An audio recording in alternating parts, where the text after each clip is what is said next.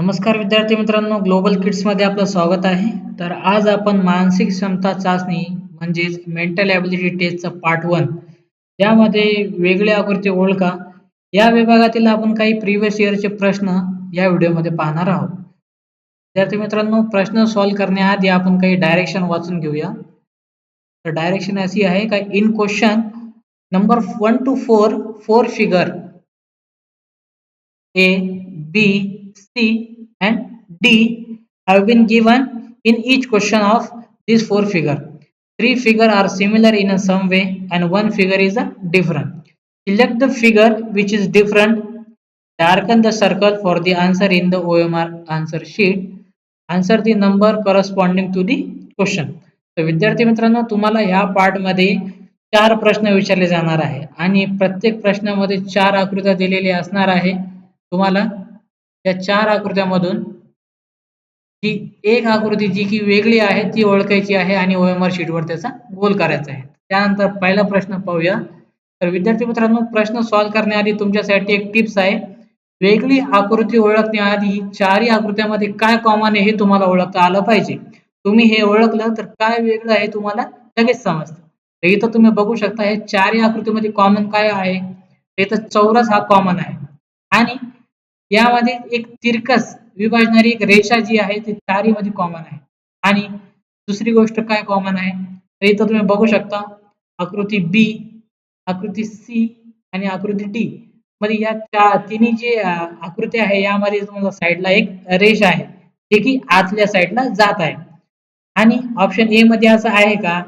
नाही. तर ती जी रेषा आहे ती मध्ये तिरकस जी विभागणारी रेषा आहे त्यावर आहे. तर आकृती ए जी आहे ते डिफरंट आहे म्हणून आपलं जे बरोबर उत्तर आहे ते ऑप्शन ए आहे. तर आपल्याला OMR शीटवर ऑप्शन ए ला गोल करायचा आहे. त्यानंतर पुढचा प्रश्न पाहूया विद्यार्थी मित्रांनो. तुम्ही बघू शकता इथं आपल्याला 4 आकृत्या दिलेल्या आहेत. ते म्हणजे एक आकृतीमध्ये KIT आहे. तर हे काय आहे? तर इथं अल्फाबेट दिलेले आहे ते म्हणजे के, आय आणि टी. तर ए मध्ये के आहे, आय आहे आणि टी आहे. बी मध्ये के आहे, आय आहे आणि टी आहे. सी मध्ये आहे का? हो, सी मध्ये पण आहे. के आहे, आय आहे आणि टी आहे. डी मध्ये आहे का? डी मध्ये के आहे, आय आहे आणि टी च्या जागी सी आहे. म्हणून ही आकृती वेगळी आहे. मग आपलं बरोबर उत्तर जे आहे ते ऑप्शन डी आहे. तर आपल्याला OMR शीट मध्ये डी ला गोल करायचा आहे. त्यानंतर पुढचा प्रश्न बघूया विद्यार्थी मित्रांनो. प्रश्न क्रमांक 3. तुम्ही प्रश्न क्रमांक 3 मध्ये काय कॉमन बघत आहात? तर इथं तुम्ही बघू शकता चारही आकृत्या जे आहेत ते त्रिकोण आहे. वेगळं काय आहे? तर हे त्रिकोण जे हे वेगळे आहे. तर हे एक नॉर्मल त्रिकोण आहे. ऑप्शन ए जे आहे ते राईट अँगल ट्रायंगल म्हणजेच काटकोन त्रिकोण आहे. ऑप्शन बी हाही काटकोन त्रिकोण आहे. ऑप्शन डी हाही काटकोन त्रिकोण आहे. तर वेगळं काय आहे इथं? तर ऑप्शन बी आहे जो की एक फक्त त्रिकोण आहे. तर आपलं बरोबर उत्तर जे आहे ते आहे बी. तर आपल्याला OMR शीटवर बी ला जे आहे ते गोल करायचं आहे. त्यानंतर प्रश्न क्रमांक 4 बघूया विद्यार्थी मित्रांनो. प्रश्न क्रमांक 4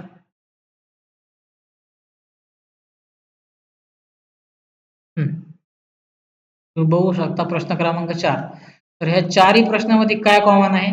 तुम्हाला इथं एक वर्तुळ दिलेलं आहे, एक सर्कल दिलेला आहे आणि त्या सर्कलमध्ये एक छोटा सर्कल म्हणजेच एक छोटं वर्तुळ आहे.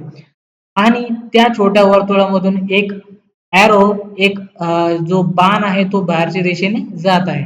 तर हा ए मध्ये पण तेच आहे, बी मध्ये पण तेच आहे, सी मध्ये पण तेच आहे. परंतु डी मध्ये तुम्ही बघू शकता इथं जे आहे ते थोडंसं वेगळं आहे. कारण की जो छोटा सर्कल जो छोटा वर्तुळ आहे जो मध्ये नाही ते बाहेर आहे आणि जे एरो आहे ते बाहेरच्या दिशेला न जाता तो मधल्या दिशेला जात आहे. म्हणून आपला जो प्रश्न चौथा आहे याचं बरोबर उत्तर जे आहे ते आहे ऑप्शन डी.